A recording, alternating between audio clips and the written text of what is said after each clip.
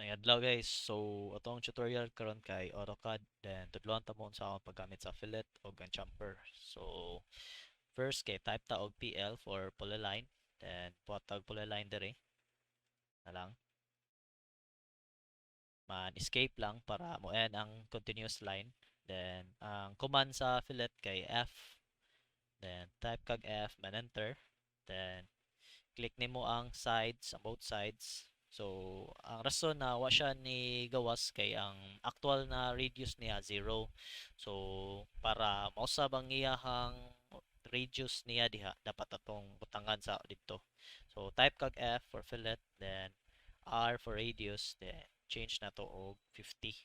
Man enter. Then mao ra gihapon ang atong gibuhat na to ganina, click na to ang both sides. So, mo na siya ang fillet niya.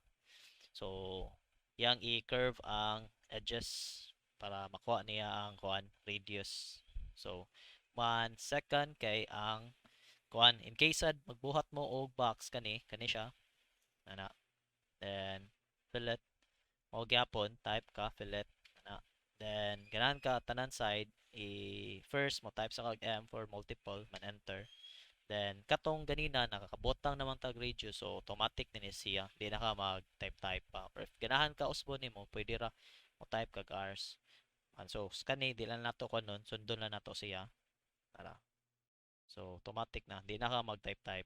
So ana ra. Then sunod kay chamfer. So mo gyapon type kag PL for polyline na. Buhat gyapon ta diri.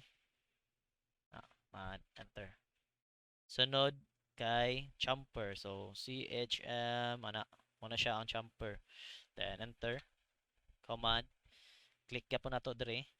So, when itabo kay ang distance niya 0. Sa fillet, ang iyang basihan, ang radius. Sa chamfer, kay ang distance pod. So, type ka balik champ for chamfer. Then, enter. Then, usbo nimo ang distance. So, D, enter. And, like, 50, ana. Then, enter. And enter sad. Click nimo siya. Click nimo. So, ana ra ang pagbuhat sa chamfer. In case like buhat sa gyapon box na parehar gyapon tong multiple pero lahi lang tong buhaton ani na. Then mo gyapon for chamfer. Type ka enter and then distance, then 50 man ang isa kay 100 na. There. Then mo gyapon click nimo siya, man click nimo dire. So now ra siya. Man, balik ka chamfer. Kung kag multiple M na. So ana siya. Man enter. So ana ra ang gamit sa chamfer o ang fillet. Hope na amoy nakatandaan karon og like and subscribe mo sa channel para napay mga bagong AutoCAD na tutorial. Salamat guys.